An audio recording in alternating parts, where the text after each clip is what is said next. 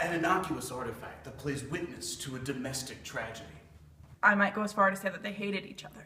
Within the walls of great institutions lie great secrets waiting to be revealed. I'm Don Wildman, his nephew Matt Cummins, and these are the mysteries at the museum. Just outside the vibrant city of Philadelphia, Pennsylvania, lies Bucks County, home of noted playwright Christopher Durang and birthplace of Oscar Hammerstein II of Rodgers and Hammerstein fame. Deep in the heart of this county resides the Mercer Museum. Inside, visitors can gaze upon the original manuscripts of dozens of Christopher Durang plays, as well as Pearl S. Buck's Nobel Prize for Literature. But hidden deep within the museum lies an artifact that hides a shocking history.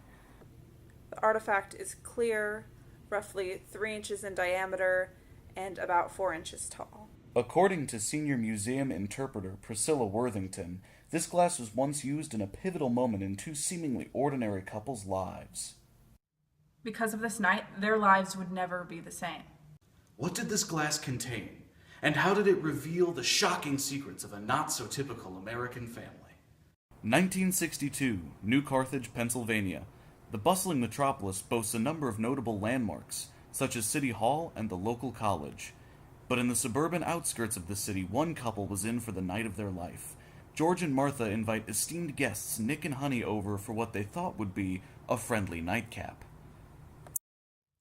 George and Martha were always bickering. I might go as far to say that they hated each other. So when Nick and Honey arrive, they step into an already intense atmosphere. The young couple is perplexed when conversation turns towards George and Martha's son.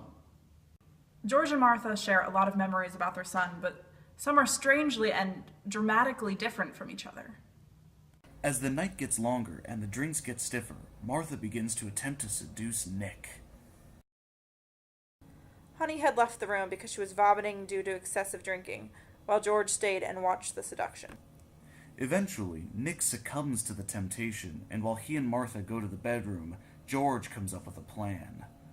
Nick is unable to perform due to excessive amounts of alcohol, and the two retreat downstairs. Little do they know they're walking into a trap. While Nick and Martha were away, George decided to match Martha's game of seduction with a game of his own.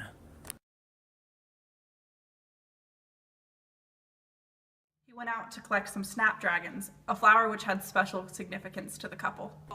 When George arrives at the door, he greets Martha, Nick, and Honey with a bombshell revelation. George reveals they've never had a son because the couple was unable to conceive.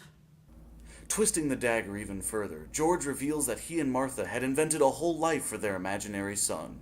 George tells a tale about how their son died in a car crash, and this crushes Martha because she feels like she's lost control over something very precious to her. It is at this moment that the devastated wife shatters a glass in a fit of passion, much like the glass now on display at the Mercer Museum. Nick and Honey leave the old grieving couple, but they aren't in a great state themselves. As dawn breaks on the horizon, it is apparent nothing will ever be the same for these four people. They were drawn together by the allure of a nighttime drink, and pulled apart by the secrets the drinks unveiled.